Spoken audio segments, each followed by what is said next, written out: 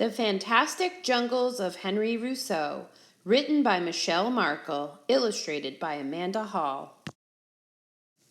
Henri Rousseau wants to be an artist. Not a single person has ever told him he is talented. He's a toll collector. He's 40 years old. But he buys some canvas, paints, and brushes, and starts painting away. Why? Because he loves nature. Because when he strolls through the parks of Paris, it's like the flowers open their hearts, the trees spread their arms, and the sun is blushing ruby, all for him. Henri can't afford art lessons, so he has to be his own teacher. He goes to the Louvre and examines the satiny paintings of his favorite artists. To learn anatomy, he studies photographs and illustrations from postcards, magazines, and catalogs. One day, Henri reads about a big art exhibition. He puts his canvases in a handcart and wheels them to the building where the show will be held. He's 41 years old, and this is the very first time he'll display his work. He can hardly wait to hear what the experts will say. Mean things. That's what most of them write. But Henri snips out the articles anyway and pastes them in a scrapbook. Henri walks around the city, gathering ideas for his pictures. He goes to the World's Fair, where a man named Eiffel has built a lattice tower of metal rising several hundred feet into the air. What thrills Henri the most are the fair's exhibits of the villages from distant lands. They remind him of adventure stories he loved when he was a boy. Days later, Henri can still picture the plants and animals from faraway places. He holds his paintbrush to the canvas, a tiger crawls out, lightning strikes, and wind whips the jungle grass. Sometimes Henri is so startled by what he paints that he has to open the windows to let in some air. Every year, Henri goes back to the art exhibition to show new paintings. He fusses over the canvases and retouches them until the last minute. And every year, the art experts make fun of him. They say it looks like he closed his eyes and painted with his feet.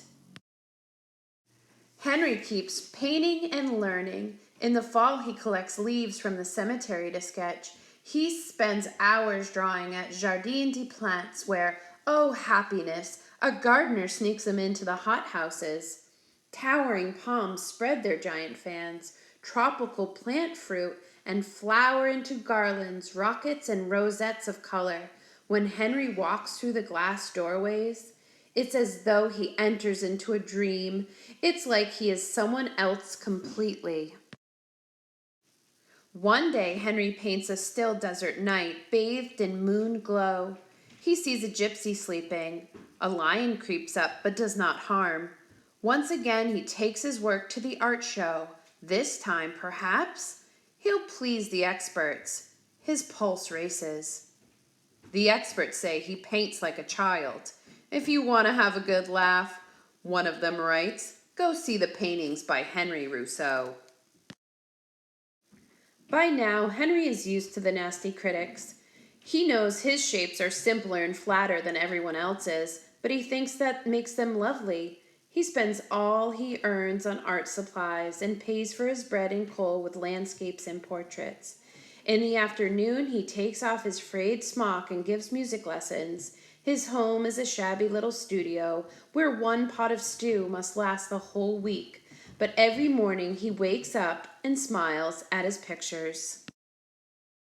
Henri turns 61 years old. Because of his poverty, he'll never travel to a real jungle. It doesn't matter. He sees one before him, clear as day. For weeks he fills in his jungle tenderly, shaping every fern, every frond, every blade and leaf. As always, when Henri finishes the painting, he takes it to the exhibition. Many experts mock him. One says only cavemen would be impressed by his art. But this time, several artists disagree. The artists are much younger than Rousseau and are already well known. They befriend him, and whenever Henri has money to spare and stages a concert in his little studio, all the artists come.